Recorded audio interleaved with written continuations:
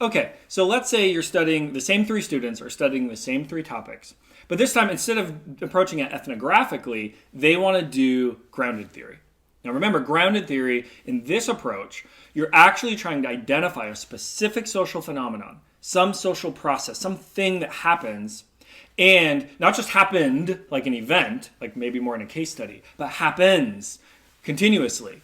And not only do you want to identify that, but you want to be able to say it's these mechanisms that drive this process. It's, these different, main 1, 2, and 3 causes that lead to this outcome. So, say with the policing, and that one community has a lot of tension and one doesn't. So you dive in there and you want to know what leads maybe to one community having tension and the other not.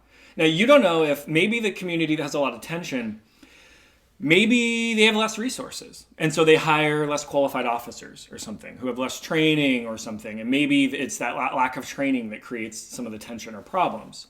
Or maybe there's an administrative layer where they hire certain kinds of people because of a good old boys club and they just keep hiring kind of this group think that isn't open to maybe a changing demographic in that neighborhood, and that causes conflict.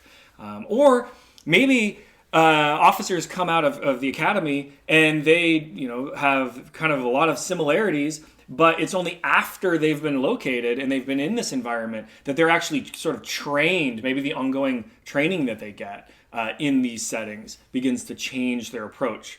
Or maybe there's something in the community itself, some historic maybe gun violence from officers to community members that left a bad taste or a sense of unsafety. I could go on. But the point is, I don't know what I'm going to find. And I can't know until I get in there and start asking questions and making observations.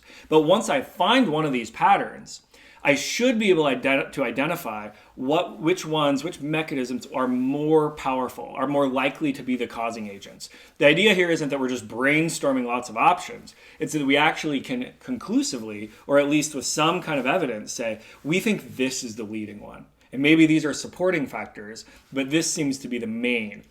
There's never a single answer, but there might be a most contributing variable and then some secondary ones.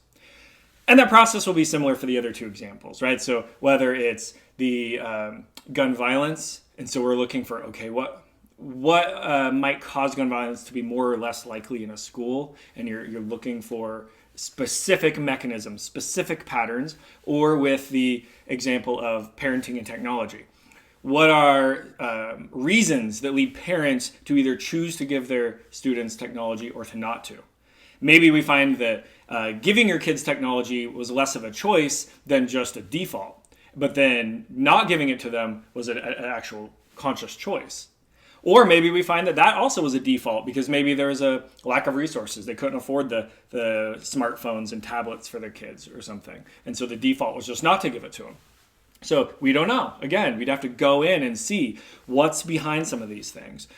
So on one hand, it might feel like ethnography. You're making observations, you're doing interviews, you are getting to understand the culture. But rather than with ethnography, where that's mainly what you're doing, is explaining the culture. What do things mean to them? With grounded theory, you're identifying a process that leads to an outcome, and you're trying to explain the reasons that we get from A to B in that process. You're defining a causal relationship.